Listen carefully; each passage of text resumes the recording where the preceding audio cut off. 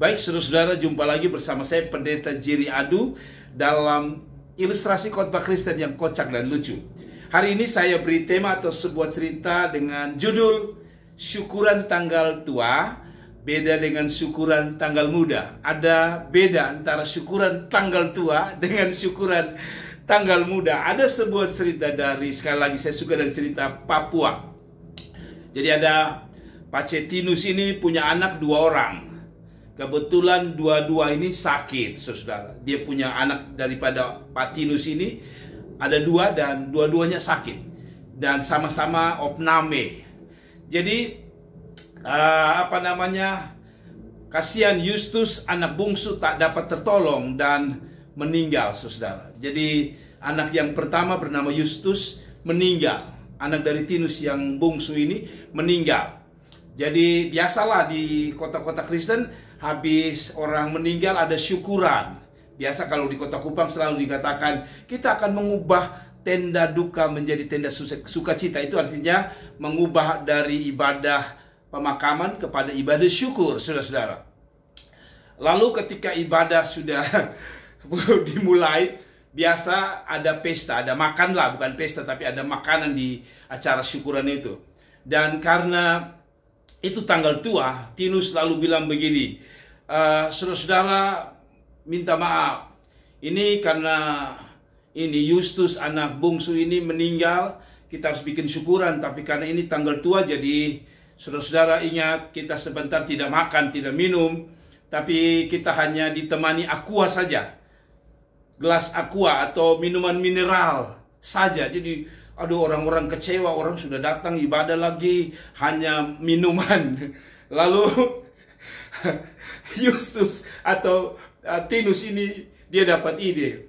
Dia bilang, Bapak Ibu tapi tenang, walaupun malam ini syukuran karena anak saya yang bungsu Justus ini meninggal, lalu kita sekarang ini tanggal tua, jadi kita hanya minum saja. Satu orang dapat 1 gelas aqua karena ini syukuran tanggal tua. Tapi saudara harus tahu bahwa ada dia pun kakak kakaknya juga kan sakit. Di samping anak bungsu Justus meninggal dan hari ini kita hanya dengan gelas aqua atau hanya minum aqua saja, maka mari kita berdoa supaya dia punya kakak satu ini nama Markus ini, dia juga sakit banyak. Jadi kalau dia mati, kita berdoa supaya anak yang kedua ini, yang Markus ini, biar dia mati tanggal muda. Supaya kalau kita syukuran, kita bisa makan daging babi.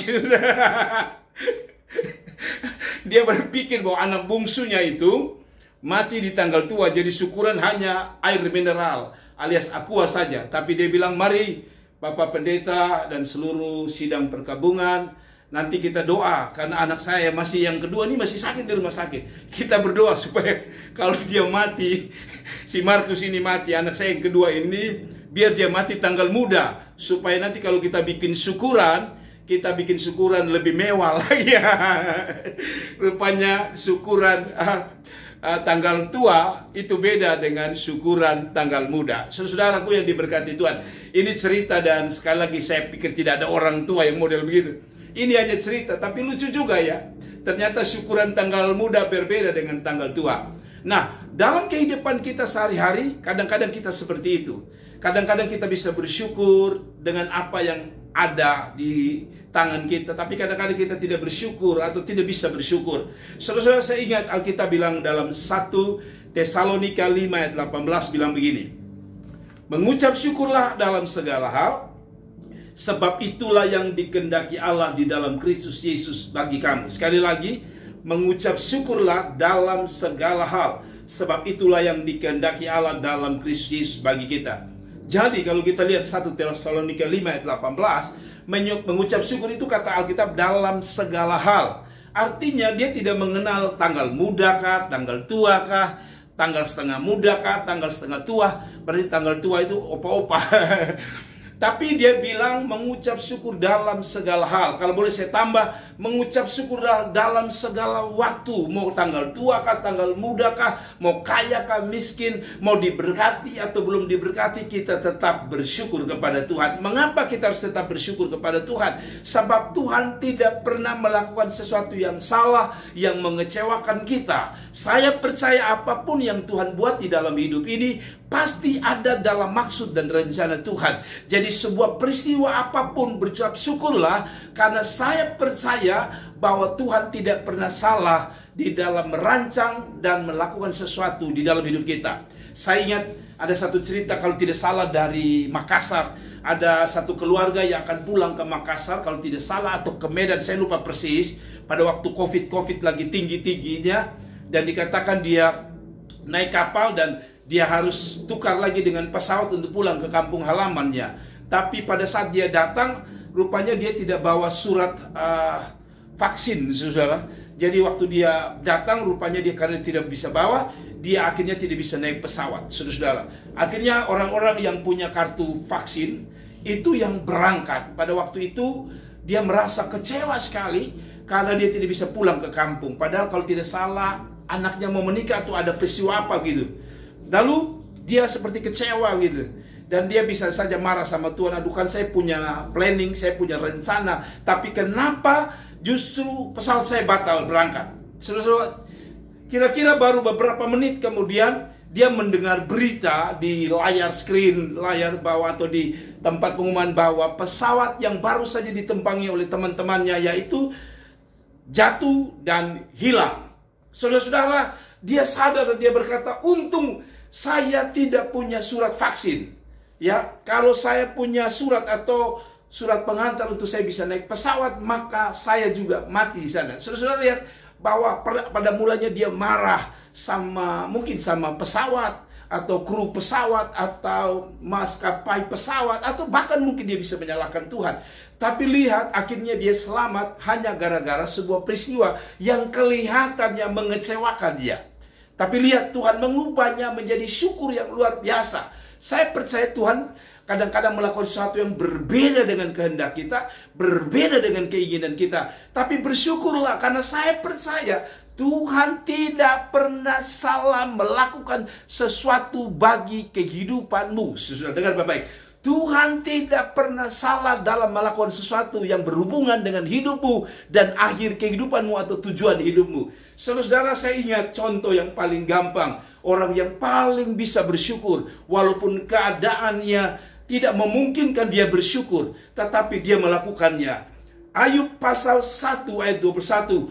Katanya, dengan telanjang aku keluar dari kandungan ibuku, dengan telanjang juga aku kembali ke dalamnya.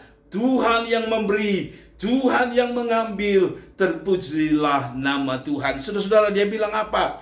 Ayub pada waktu konteks ini kita tahu bisnisnya gagal, setiap usahanya gagal. Kenapa? Karena binatang-binatang peliharaannya dicuri oleh orang, diambil oleh orang.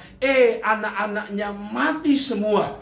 Siapa yang bisa bersyukur kalau dalam keadaan ini? Tapi Ayub berkata, Tuhan yang memberi, Tuhan yang mengambil, terpujilah nama Tuhan. Pertama, mengapa Ayub bisa bersyukur? Kata Alkitab, dengan telanjang aku keluar dari kandungan ibuku, dengan telanjang juga aku akan kembali padanya. Pertama, kenapa Ayub bisa bersyukur dalam segala hal? Pertama, karena Ayub sadar apa yang dia dapat berupa harta, berupa anak-anak dan istri dan keluarga adalah pemberian daripada dia. Semuanya adalah titipan Tuhan. Yang namanya titipan, dengar baik-baik, yang namanya titipan, pada waktu orang yang punya mengambil, saya percaya kita tidak marah.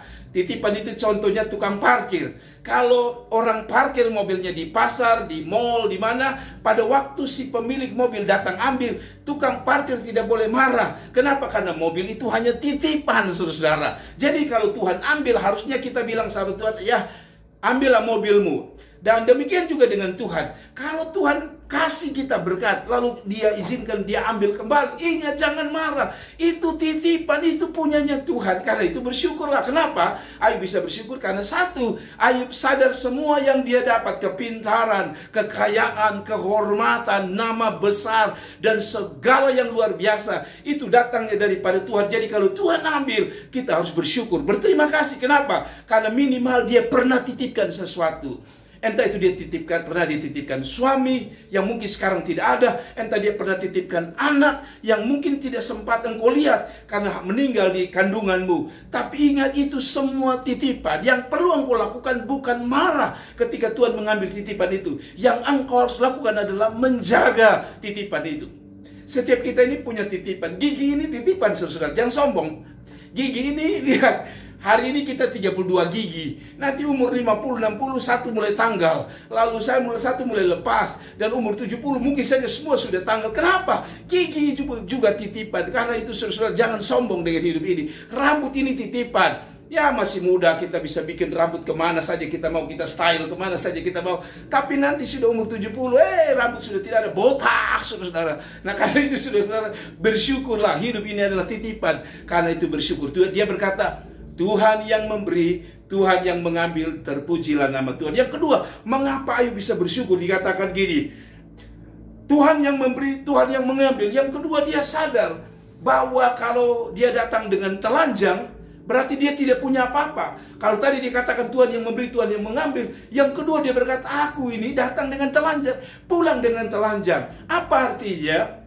Hidup ini harus kita sadari, kita harus bersyukur keadaan apapun. Kalaupun nanti kita mungkin bisnis kita rasanya turun, bisnis kita rasanya tidak berkembang, bisnis kita rasanya penghasilannya menurun. Ingat kata Alkitab, jangan pernah sombong dengan apapun yang kita dapat. Kenapa? Karena hidup ini dikatakan kami datang telanjang, pulang telanjang. Apa artinya? Kita datang tidak ada apa-apa, kita pulang juga tidak bawa apa-apa. Tidak ada orang yang kaya luar biasa, waktu dia mati, dia dikasih kesempatan bawa Mercedes-Benz-nya, membawa pulang atau kembali ke dalam kehidupan kekal itu dengan membawa Alphard miliknya. Tidak, kita datang dengan kosong, pulang dengan kosong. Apa artinya? Hampa. Hidup ini perlu disyukuri. Kenapa? Karena hidup ini kalau tanpa Tuhan kita nothing. Kita tidak ada apa-apanya. Kalaupun kita ada, itu karena Tuhan. Karena itu kalau Tuhan ambil sesuatu dari hidup kita, apapun itu, bersyukurlah. Kenapa? Karena memang kita dasarnya tidak ada apa-apa.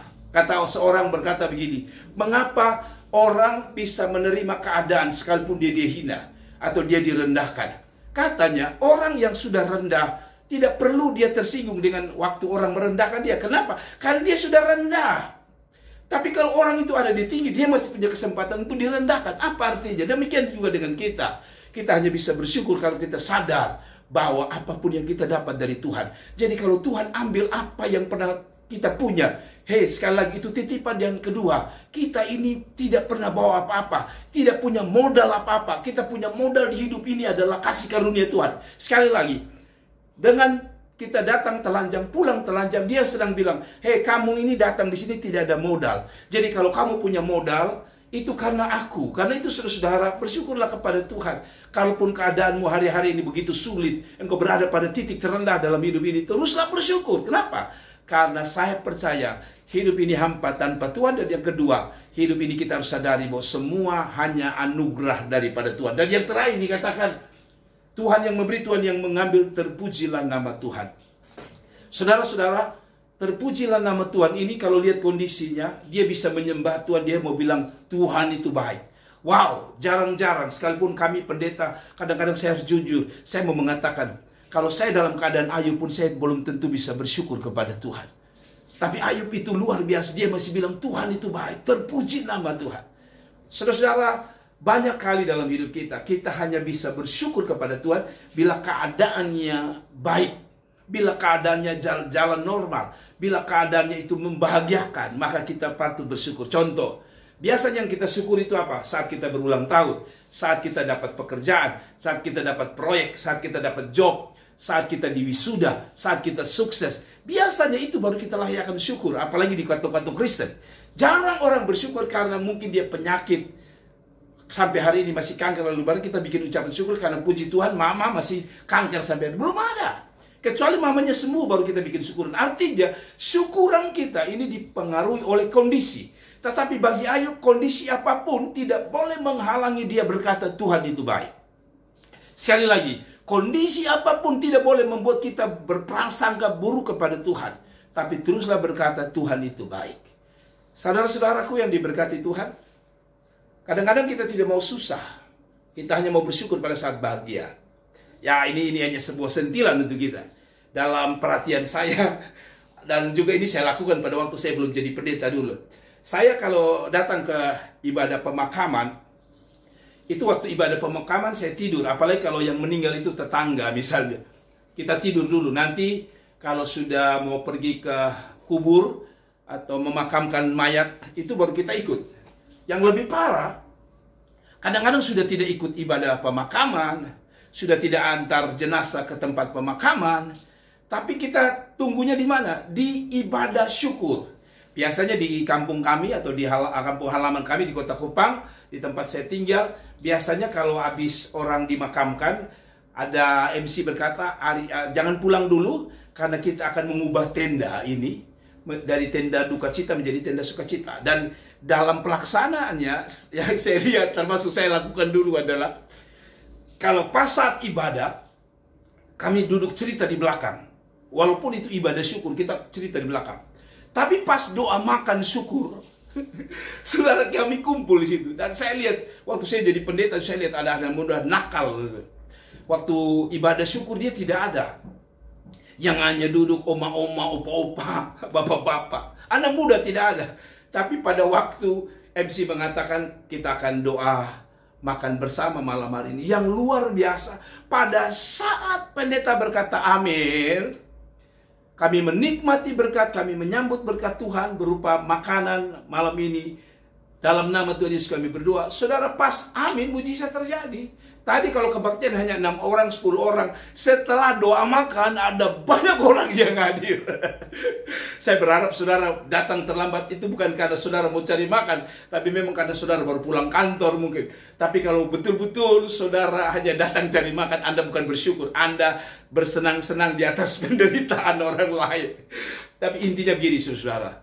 Bersyukurlah senantiasa, karena itu yang diingini Tuhan. Yang terakhir, mengapa kita bersyukur? Karena Alkitab berkata, karena itu yang diinginkan Tuhan. Saudara, dengan baik-baik, apa yang diinginkan Tuhan salah satunya adalah bersyukur. Saya tahu hari-hari ini hidup kita sulit, hari ini kita hidup sukar, tapi yakinlah tidak ada sebuah jalan yang sengaja atau yang disengaja oleh Tuhan untuk menghancurkan hidupmu, atau mengacaukan tujuan hidupmu, atau mengacaukan perjalanan hidupmu. Selalu Tuhan punya rencana.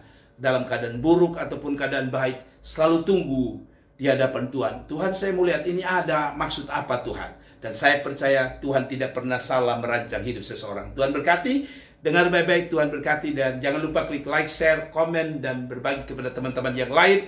Dan bunyikan loncengnya agar saudara mendapatkan video-video terbaru dari kami dan notifikasi-notifikasi terbaru kami. Dan bila ada video terbaru, Anda orang pertama yang kami pastikan mendapatkan pertama. Tuhan Yesus memberkati. Saya Pendeta Jerry Aldo di Kota Kupang mengucapkan God bless you. Tuhan memberkati. Shalom.